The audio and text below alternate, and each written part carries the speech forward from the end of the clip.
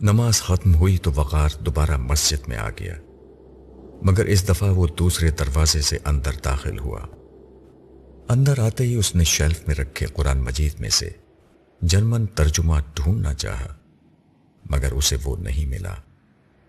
کافی تگ و دو اور دوسری جگہوں پر تلاش کے باوجود بھی اسے ناکامی کا سامنا کرنا پڑا۔ البتہ ایک جگہ اسے قرآن کا اردو ترجمہ مل گیا۔ اس کے پاس کرنے کے لیے کچھ اور تو تھا نہیں، اس نے شغل کے طور پر اسی کو اٹھا لیا۔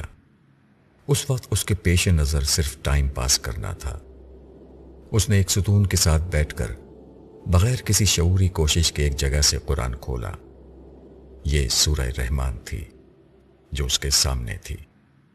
یہ سورت شروع ہی ان الفاظ سے ہو رہی تھی: خدائے رحمان نے یہ قرآن سکھایا ہے، اسی نے انسان کو پیدا کیا اور اس کو بولنا سکھایا۔ اس آخری جملے پر وقار رک گیا۔ اس پر اس جملے کا عجیب اثر ہوا۔ وہ چونکہ زبان کی ناواقفیت کے مسئلے کی وجہ سے حال ہی میں اتنی پریشانی سے گزرا تھا، اس لیے اسے احساس ہوا کہ کسی زبان کا بولنا آنا کتنی بڑی نعمت ہے۔ انسان دوسروں کو اپنی بات نہ سمجھا سکے تو زندگی کتنی مشکل ہو جائے گی۔ پھر اس نے پچھلے جملے پر غور کیا: اس نے انسان کو پیدا کیا۔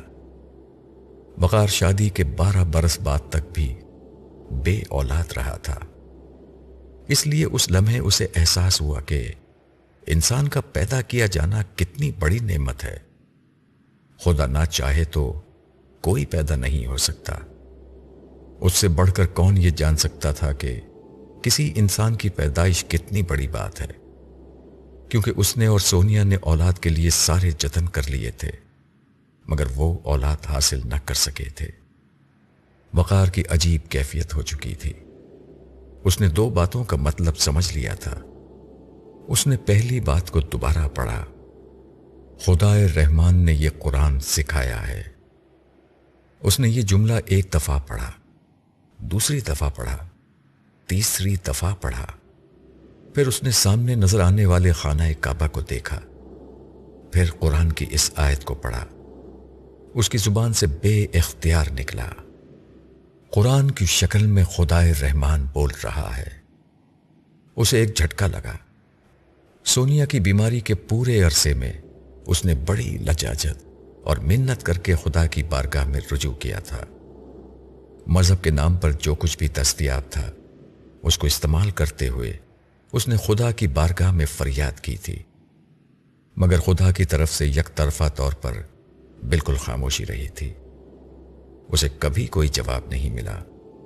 خدا مکمل طور پر خاموش رہا تھا، یہاں تک کہ سونیا بے بسی کے عالم میں اسے تنہا چھوڑ کر دنیا سے رخصت ہو گئی۔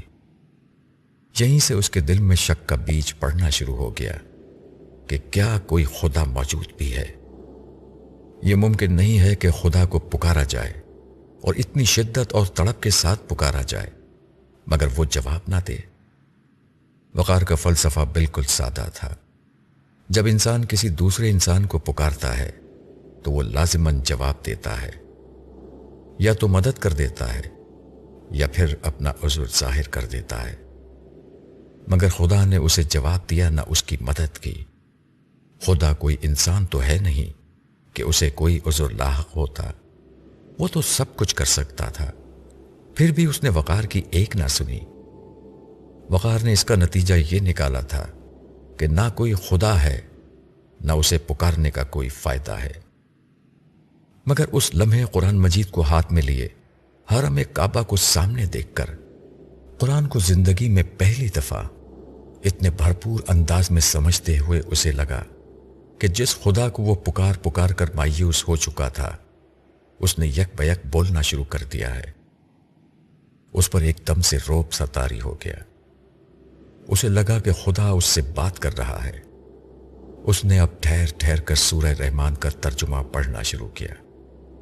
اس میں آسمان سے لے کر زمین تک پھیلی ان نعمتوں کا ذکر تھا جن پر وقار نے ساری زندگی غور ہی نہیں کیا تھا۔ پڑھتے پڑھتے وہ اس جگہ پہنچا: اے جن و انس، تم اپنے رب کی کس کس نعمت کو جھٹلاؤ گے؟ اس لمحے اسے ایک عجیب سا احساس ہوا۔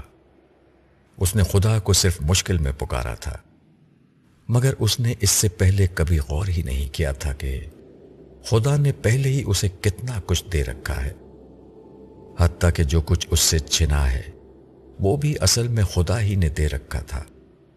گویا مصیبت بھی کسی ایسی نعمت ہی کا نام تھی جو اس سے چھینی ہے۔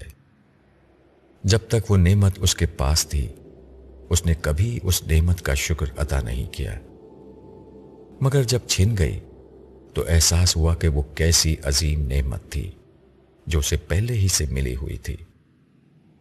اس نے سوچا کہ ابھی نہ جانے اور کتنی نعمتیں ہیں جو اس کے پاس ہیں۔ ایک عربی زبان کے نہ آنے سے اسے کتنے مسائل کا سامنا کرنا پڑا۔ خدا اسے اگر گونگا بنا دیتا تو پھر کیا ہوتا؟ وقار اس احساس سے لرز اٹھا۔ اسے احساس ہوا کہ صرف ایک زبان نہ آنے کی وجہ سے اسے اتنے مسائل کا سامنا ہوا، تو آسمان اور زمین کی ان تمام نعمتوں کے چھن جانے کی شکل میں سب انسانوں کو کیسے مسائل کا سامنا ہوگا؟ وہ آگے بڑھا اور سورہ رحمان میں ان نعمتوں کے بارے میں پڑھتا رہا جو اللہ نے انسانوں کو دی ہیں۔ پھر یک بیک یہ آیت اس کے سامنے آ گئی، جو کوئی اس دھرتی پر ہے اسے فنا ہو جانا ہے، یہ تیرے رب کی ہستی ہے جو ہمیشہ قائم و دائم رہے گی۔ وقار اس جملے سے آگے نہیں بڑھ سکا۔ وہ آج کے دن تک سونیا کی موت کو قبول نہیں کر سکا تھا، مگر آج اسے احساس ہوا کہ خدا اسے بتا رہا ہے کہ سونیا ہی کو نہیں، سب کو ایک دن مر جانا ہے۔ یہ صرف خدا ہے جو ہمیشہ باقی رہے گا۔ باقی کسی کے لیے کتنی بھی دعا کر لی جائے، جب اس کا وقت آ جائے گا تو اس کی موت کو کسی صورت ٹالا نہیں جا سکتا۔ یہ بات سمجھتے ہی اسے آج یقین آ گیا کہ سونیا مر چکی ہے، اور یہ کہ سونیا کے بارے میں خدا کا فیصلہ آ چکا تھا۔ یہ فیصلہ ہر شخص کے بارے میں جلد یا بدیر آ جائے گا۔ اس بات کو سمجھتے ہی اس کی آنکھوں سے آنسو بہہ نکلے۔ وہ سونیا کی موت سے ایک رات پہلے مصلے پر بیٹھ کر پھوٹ پھوٹ کر رویا تھا۔ اس کے بعد سے اس کے آنسو خشک تھے۔ آنسوؤں کا وہ بند آج ٹوٹ گیا تھا۔ وہ روتا رہا، آنسو بہتے رہے۔ درد کی ایک برفیلی سل تھی جو اس کے اندر جمی ہوئی تھی۔ وہ برف اب پگھل پگھل کر آنکھوں کے چشمے سے پھوٹنے لگی تھی۔ وہ بے اختیار پھوٹ پھوٹ کر رونے لگا۔ اس کے آنسو نہیں رک رہے تھے۔ درد کی سل جو اس کے دل پر ایک بوجھ بنی ہوئی تھی آج پوری طرح پگھل کر باہر نکل رہی تھی۔ نہ جانے کتنا وقت وہ اسی طرح روتا رہا۔ پھر اس نے آگے بڑھنا چاہا تو اگلی آیت یہ سامنے آئی، آسمانوں اور زمین میں جو بھی ہیں اسی سے مانگتے ہیں، وہ ہر روز ایک نئی شان سے ظہور کرتا ہے۔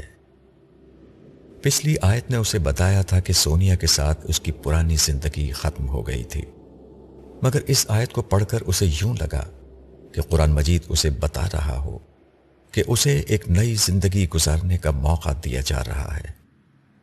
اس لمحے اسے لگا کہ ساری دنیا مٹ چکی ہے، خدا اس کے سامنے ظاہر ہو چکا ہے۔ وہ خدا کو اپنے احساس کی نگاہ سے دیکھ رہا تھا۔ اسے لگا کہ خدا اس سے کہہ رہا ہے کہ اب مانگ لو جو مانگنا ہے۔ اس کی زبان سے بے اختیار نکلا، پروردگار، اب میں اپنا کاروبار، دولت اور شان و شوکت نہیں مانگ رہا۔ میں سونیا کی موت کی شکل میں دیکھ چکا ہوں کہ سب کو چھوڑ کر جانا ہے، سب کچھ چھوڑ کر جانا ہے۔ میں تجھ سے تیرا وہ فضل مانگتا ہوں جو کبھی ختم نہ ہو۔ آج نام مت کیجیے گا۔ آج کے دن تو اپنی شان عطا کے ساتھ جلوہ گر ہو جا۔ وہ ابھی یہیں تک پہنچا تھا کہ یک بیک عشاء کی اذان شروع ہو گئی۔ خدا کی کبریائی کا بیان شروع ہو گیا۔ اس نے پہلی دفعہ اذان کو غور سے سنا۔ یہ آواز اتنی دلکش تھی کہ اس کے دل میں اترتی چلی گئی۔ وقار کے آنسو تھم چکے تھے۔ دل کے اندر سکون اور طمانینت کی ایک لہر اتر گئی تھی۔ اس کا سینہ جو 2 برس سے جل رہا تھا اس میں ٹھنڈک پڑ چکی تھی۔ اذان ختم ہوئی تو وقار مسجد سے باہر جانے کے لیے کھڑا ہو گیا، مگر اس دفعہ وہ نماز سے بھاگنے کے لیے باہر نہیں جا رہا تھا، وضو کر کے واپس آنے کے لیے باہر جا رہا تھا۔